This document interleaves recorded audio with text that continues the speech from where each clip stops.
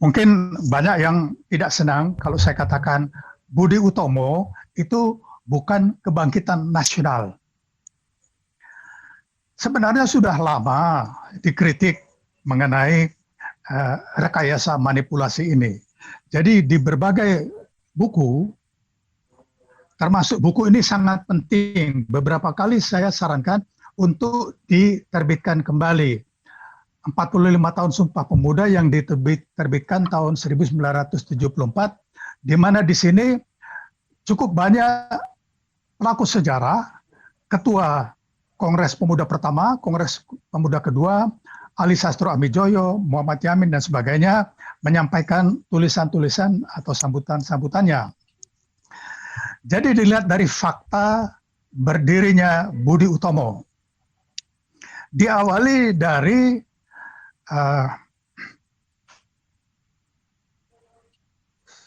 seorang pensiunan dokter, ya, yang berkeliling dia untuk menganjurkan untuk memberi bantuan pendidikan kepada pemuda-pemuda Jawa, ya, kepada pemuda-pemuda Jawa.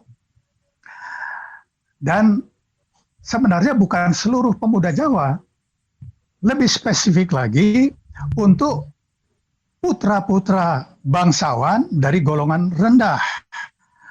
Karena pada waktu itu di kalangan komunitas Jawa yang dapat menikmati pendidikan lanjutan, pendidikan tinggi, itu hanya putra-putra bangsawan yang golongan tinggi. Ya, seperti Raden Mas, Raden Adipati, Raden Tumenggung, Raden Mas Haryo, dan sebagainya. Nah, jadi dia berhasil meyakinkan beberapa mahasiswa dari waktu itu sekolah kedokteran, belum tingkat universitas, di Stovia di Batavia, belum ada Jakarta, antara lain Sutomo dan kawan-kawannya, untuk menggagas konsep untuk mendirikan organisasi yang akan membantu putra-putra bangsawan golongan rendah untuk mendapat biaya untuk pendidikan. Mereka berhasil mendirikan organisasi yang dinamakan Budi Utomo, tapi kemudian ketika dalam kongres pertama, kalau nggak salah bulan Oktober ya, di Jogja, itu kemudian dikooptasi oleh bangsawan-bangsawan tinggi.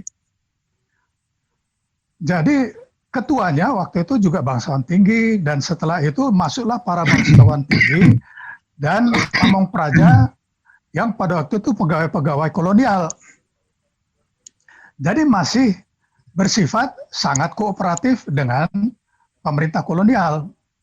Jadi sama sekali tidak ada niat untuk kebangsaan, karena syarat untuk dapat diterima menjadi anggota Budi Utomo itu hanya putra-putri bangsawan Jawa dan Madura. Sunda pun tidak termasuk. Nah, tahun 1915, para pemuda radikal itu tidak setuju dengan kebijakan-kebijakan itu. Mereka dipimpin, kalau tidak salah itu Satiman Wiryo Sanjoyo, bukan abangnya atau adiknya, mendirikan yang dinamakan Trikoro Darmo. Trikoro Darmo artinya 3 kebijakan atau budi baik, ya, budi mulia, 3 budi mulia, di mana masih sama tujuannya, hanya untuk pemuda-pemuda Jawa dan Madura. Dan kemudian tahun 1918 namanya diganti menjadi Yong Yafa. Bahasa pengantarnya bahasa Jawa. Dan di situ ditetapkan tujuan dari Yong Yafa adalah membangun Jawa Raya yang mencakup Sunda, Bali, dan Lombok. Jadi hanya itu, dan Madura, ya. Baru kemudian pemuda Sunda, ya, dan lain, Bali, Lombok itu diterima. Nah, jadi kalau kita melihat sejarahnya, jadi tidak tepat kalau dikatakan ini kebangkitan nasional. Ya. Sudah banyak sekali yang kritik. Tetapi ya selama ini bahkan dengan kenalan-kenalan sesepuh-sesepuh ketika saya sampaikan ini sekitar 10-15 tahun yang lalu, ya disampaikan, ya sudahlah biarin aja, ya kan juga nggak ada yang ngeributkan. Nah, menurut pendapat saya justru ini menyesatkan karena menutup gerakan nasional, gerakan kebangkitan nasional, gerakan kebangsaan yang sesungguhnya, yang nanti akan saya singgung sedikit menurut penelusuran saya. Nah, kemudian Sumpah Sriwijaya ini juga disampaikan oleh Yamin dalam pidatonya, ada di buku ini. Jadi kalau ada yang ingin mengetahui mengenai teks lengkap dari Muhammad Yamin tahun 31, coba dicari buku ini atau di perpustakaan, di Arsip Nasional, Perpustakaan Nasional pasti ada. Nah, jadi di sini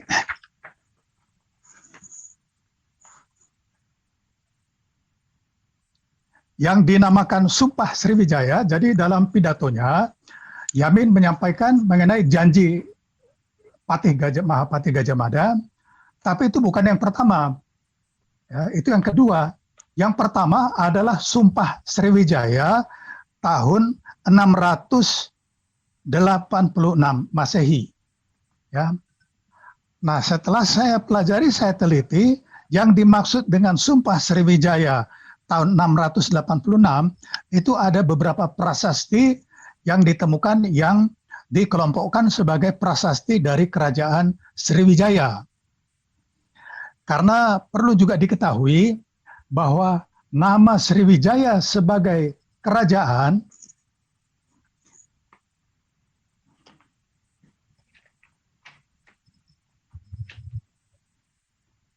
itu ditemukan oleh Georges Sedes, tulisannya Coedes, orang Prancis, yang dia tulis dalam bukunya yang diterbitkan tahun 1918 dengan judul Kerajaan Sriwijaya. Karena dia berkeyakinan Sriwijaya itu bukan nama raja, tetapi nama kerajaan. Dan setelah itu, semua prasasti-prasasti yang ada di Sumatera, termasuk ini yang di Pulau Bangka, prasasti di Kota Kapur tahun 686 yang dimaksud oleh Yamin, itu sebenarnya bukan sumpah setia, sumpah untuk mendukung, tetapi sumpah serapah atau kutukan. Kalau saya bacakan kalimatnya agak panjang, dari mulai keberhasilan wahai sekalian dewata terkumpul dan sebagainya. Dan di situ sudah ada pemberontakan-pemberontakan, terutama di Jawa. Jadi Sriwijaya itu kan di Sumatera Selatan. Pemberontakan-pemberontakan di Jawa, di mana Sriwijaya mengirim ekspedisi untuk menaklukkan pemberontak-pemberontak. Bersamaan dengan dikirimnya tentara ke Pulau Jawa, dibangunlah prasasti di Kota Kapur tahun 686, dan kalimatnya ini adalah ya, mendengarkan kata pemberontak yang mengenai pemberontak yang tidak berperilaku hormat, yang tidak takluk, yang tidak setia pada saya, Raja Sriwijaya, dan pada mereka yang oleh saya diangkat sebagai datu, biar orang-orang yang menjadi pelaku perbuatan-perbuatan tersebut mati kena kutuk. Biar mereka dihukum bersama marga dan keluarganya. Ya, ini tahun Saka 608, tahun Masehi 686. Ini terjemahan bebas dari Georges Sedes. Ya. Nah, jadi sekarang pertanyaannya, apakah ini pantas untuk kita agungkan sebagai sumpah yang diwariskan untuk generasi sekarang, sumpah setia yang sebenarnya berisi kutukan? Ya, mampuslah, matilah mereka pemberontak yang tidak setia kepada raja. Ya, jadi memang ternyata mereka sudah mati semua. Karena dari tahun 680 sekarang nggak ada lagi yang hidup kan, ya, secara alami. Nah, kemudian Sumpah Pemuda. Kita sudah pernah bincang-bincang di Bravos Radio. Pada 28 Oktober tahun 28 tidak ada Sumpah Pemuda. Ya. Dan pendapat saya ini dibenarkan oleh Menko Pembangunan Manusia dan Kebudayaan, Profesor Muhajir Effendi, bulan yang lalu, ketika diberitakan di media mengenai pendapat saya bahwa tanggal 28 Oktober tidak ada yang dinamakan Sumpah Pemuda. Dan ini ada di buku ini juga. Jadi penjelasan dari ketua sidang dan ketua panitia juga di Kongres Pemuda kedua, yaitu Sugondo Joyo Puspito, lengkap disampaikan di sini. Jadi yang ada terjadi pada 27 dan 28 Oktober tahun 1928 itu bukan kongres untuk rapat membahas dan sebagainya, melainkan panitia ditugaskan oleh beberapa organisasi yang sebagai kelanjutan dari Kongres Pemuda pertama, dibentuk panitia yang mendapat tugas pertama, itu menyelenggarakan rapat umum yang terbuka untuk semua, yang diisi dengan pidato-pidato politik, ya, untuk menganjurkan supaya para pemuda itu bersatu, membentuk satu wadah organisasi yang tidak lagi berdasarkan kesukuan atau keagamaan. Dan kedua, itu merumuskan hasil kongres, sebenarnya hasil kongres pertama.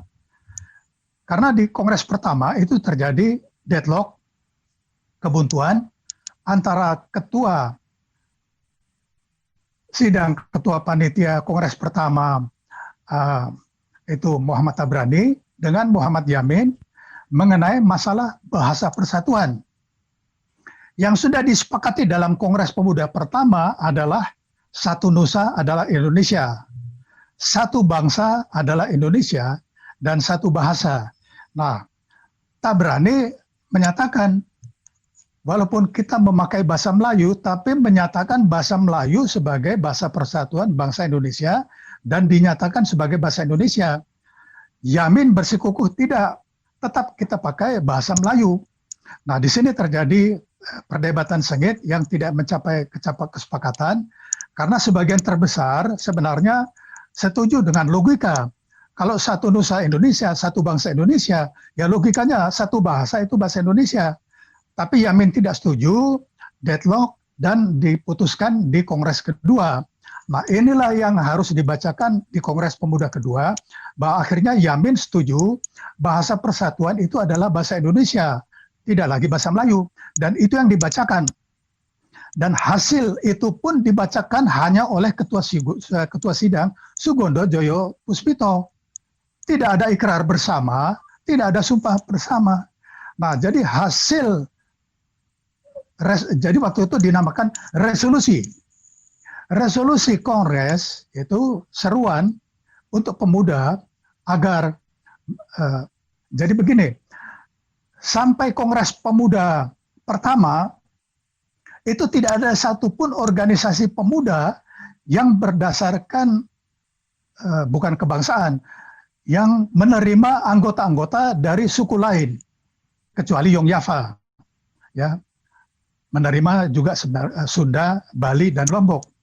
Tetapi kemudian pemuda-pemuda Sunda pada waktu itu memisahkan diri. Ada juga di buku ini penuturan dari Hamami, salah satu pelaku yang mendirikan Sekarukun, organisasi pemuda Sunda, karena keberatan mereka di Yongyafa itu bahasa pengantar dipakai bahasa Belanda, dan tidak semua pemuda Sunda fasih bahasa Belanda. Oleh karena itu mereka mendirikan sendiri Sekarukun, yaitu organisasi pemuda Sunda. Demikian juga pertama didirikan Yong Sumatranen Bond, organisasi pemuda Sumatera. Pemuda Batak pada waktu itu masih ikut tergabung dalam Yong Sumatranen Bond, ya. Tetapi kemudian beberapa tokoh Batak pada waktu itu melihat, loh kok pengurusnya itu mayoritasnya dari Sumatera Barat. Nah, biasalah kan, ego mereka muncul. Dan mereka tahun 1926 memisahkan diri, yang dipelopori oleh Amir Syarifuddin Harahap yang kemudian menjadi Perdana Menteri, tapi kemudian ikut PKI. Kemudian Sanusi Pane yang kemudian menjadi pujangga besar, dan Ferdinand Lumban Tubing yang menjadi pahlawan nasional, beberapa kali menjadi menteri. Jadi mereka mendirikan Yong Batak Sebon, ya. Nah, jadi kembali bahwa sampai Kongres Pemuda pertama 1926 tidak ada satupun organisasi pemuda yang waktu itu tidak melepaskan kedaerahan atau keagamaan seperti Jong Islamiten Bond, ya, jadi Jong Katoliken Bond dan sebagainya dan sebagainya. Nah, jadi itu adalah seruan-seruan di Kongres Pemuda kedua oleh para tamu undangan, ya, para tamu Mr. Sunario yang baru kembali dari Belanda dan sebagainya. Jadi para tamulah yang memberi orasi-orasi tersebut, termasuk beberapa pemudi. Nah, jadi ini yang baru tahun 50-an berubah menjadi sumpah. Nah, ini juga rekayasa Muhammad Yamin untuk disejajarkan dalam satu nafas. Itu ada Sumpah Sriwijaya, Sumpah Palapa Gajah Mada, dan Sumpah Pemuda. Dan ini ditulis juga oleh atau disampaikan juga oleh Menko PMK Profesor Muhadjir, ya, ada di media beberapa waktu yang lalu, bahwa berdasarkan surat keputusan Presiden tahun 59 itu dinyatakan sebagai Sumpah Pemuda. Jadi ini baru, jadi bukan tahun 28.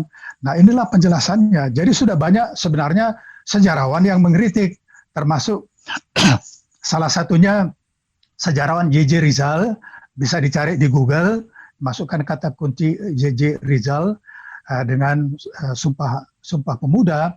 Dia bahkan menulis dengan keras, Sumpah Pemuda itu kebohongan besar. Ya. Nah, jadi ini yang saya maksud dengan begitu banyak kebohongan-kebohongan di dalam membangun negara dan bangsa Indonesia. Nah, jadi itulah. Jadi kalau bisa dibaca di situ, perlu dikaji ulang mengenai Kerajaan Sriwijaya, Kerajaan Majapahit, karena tidak semuanya itu yang terjemahan-terjemahan mereka itu benar. Harus dipahami mengenai Majapahit itu ditulis mulai abad ke-19, dan mengenai Sriwijaya baru dimulai tahun 1918. Jadi itu sangat baru.